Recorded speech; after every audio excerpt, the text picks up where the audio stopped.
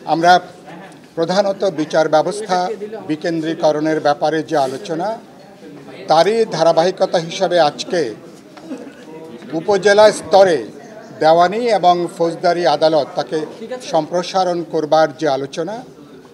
এটা কিছুটা স্বস্তির যে আমরা দীর্ঘ আলাপ আলোচনার পরে এ ব্যাপারে আমরা একটা মতৈক্যের জায়গাটা আমরা আসতে পেরেছি, যে এখন পর্যায়ক্রমে এটা বিভিন্ন পর্যায়ক্রমে উপজেলা স্তরে সেখানে দেওয়ানি এবং ফৌজদারি আদালত সেটা সম্প্রসারণ হবে। আমরা বিপ্লবী ওয়ার্কার্স পার্টি থেকে যে কথাটা নির্দিষ্টভাবে উল্লেখ করেছি সেটা হচ্ছে আমাদের বিদ্যমান যে ব্যবস্থা, যদি এটাকে পর্যায়ক্রমে উপজেলা স্তরে যদি আদালতকে সম্প্রসারণ করবার যে সিদ্ধান্ত হয়েছে তার সাথে জরুরি হবে প্রয়োজনীয় অবকাঠামো তৈরি করা। বিদ্যমান যে অবকাঠামো আছে এখানে কোনোভাবেই কেবলমাত্র একটা সিদ্ধান্ত নিয়ে আসলে বিচারের কাজটা নিশ্চিত করা যাবে না, তাহলে প্রয়োজনীয় অবকাঠামো একই সাথে আমরা বলেছি এ ব্যাপারে প্রয়োজনীয় যে অর্থ বরাদ্দ এবং কবে নাগাদ এই পর্যায়ক্রমে কবে নাগাদ উপজেলা স্তরে এই উপজেলা আদালতের স্থানান্তর কাজটা শেষ হবে তার একটা সময়ও উল্লেখ করা প্রয়োজন। আলোচনা হয়েছে যে তারা অবকাঠামোর ব্যাপারে নীতিগতভাবে সবাই আমরা একমত, প্রয়োজনীয় অর্থ বরাদ্দের ব্যাপারেও একমত, সময়ের ব্যাপারে বলা হয়েছে এটা পরবর্তীকালে নির্বাহী বিভাগে বা প্রয়োজনে যখন আইন প্রণয়ন হবে এটা আলোচনা করে তখন ঠিক হবে। আর বিদ্যমান ব্রিটিশ আমল থেকে শুরু করে এ পর্যন্ত বিভিন্ন চৌকি আদালত যেগুলো আছে, এখন 67-68টার মতন চৌকি আদালত যেগুলো আছে সেগুলো অব্যাহত থাকবে।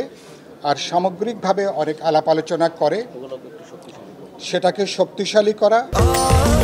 স্বাস্থ্যকর অল টাইম ফ্যামিলি কেক, সব সময় অল টাইম হেলদি লাইফ। এ ব্যাপারে প্রধানের বিবেচনার কাজ হচ্ছে নাগরিকরা তাদের বাড়ির দরজায় তাদের ঘরের কাছে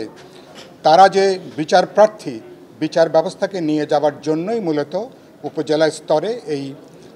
আমাদের যে অধস্তন আদালতগুলো নেবার যে কথাটা, আমাদের বিদ্যমান ব্যবস্থায় নাগরিকরা যেখানে হয়রানির শিকার হন তাদের সামাজিক অবস্থানের জন্য, আর্থিক অবস্থানের জন্য, প্রান্তিক অবস্থানে থাকার জন্য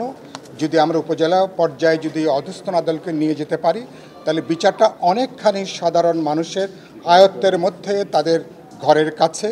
সেই বিচার ব্যবস্থাকে নিয়ে যেতে পারে। এটা একটা গুরুত্বপূর্ণ একটা আলোচনা। আর দ্বিতীয় পর্যায়ে যেটা আজকে আলোচনাটা শুরু হয়েছে, জরুরি অবস্থা কিভাবে জারি করা যাবে। জরুরি অবস্থা আমার যেটুকু মনে হয়েছে, জরুরি অবস্থা জারির ব্যাপারে হয়তো সাধারণ এটা হয়তো ঐক্যমত থাকবে হয়তো দিন শেষে, কিন্তু জরুরি অবস্থা কোন প্রেক্ষিতে জারি হবে, কিভাবে জারি হবে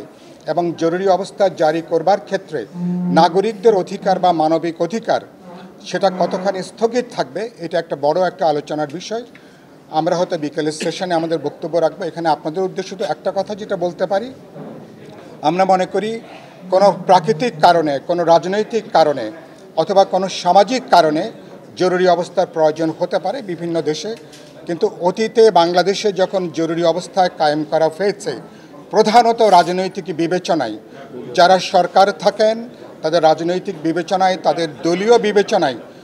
প্রধানত তারা তাদের ক্ষমতাকে কুক্ষিগত করবার জায়গা থেকে আমাদের এখানে এ পর্যন্ত জরুরি অবস্থাগুলো জারি করা হয়েছে। জরুরি অবস্থা জারির ক্ষেত্রেও সেখানে পার্লামেন্টে আলোচনা, মন্ত্রী পরিষদে পর্যাপ্ত আলাপ আলোচনা, এই পর্যায়গুলো পার হয়ে এ পর্যন্ত এখানে জরুরি অবস্থাটা কার্যকর হয়নি। আর শেষ বাক্য হচ্ছে এই ব্যাপারে আমরা মনে করি ক্ষেত্র বিশেষে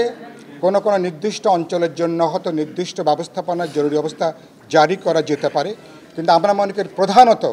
নাগরিকদের যে স্বীকৃত গণতান্ত্রিক সাংবিধানিক তাদের যে মানবিক অধিকার সেটাকে আসলে অস্বীকার করে স্থগিত রেখে আমরা মনে করি সেখানে জরুরি অবস্থা আসলে চালু করবার কোনো কারণ নেই।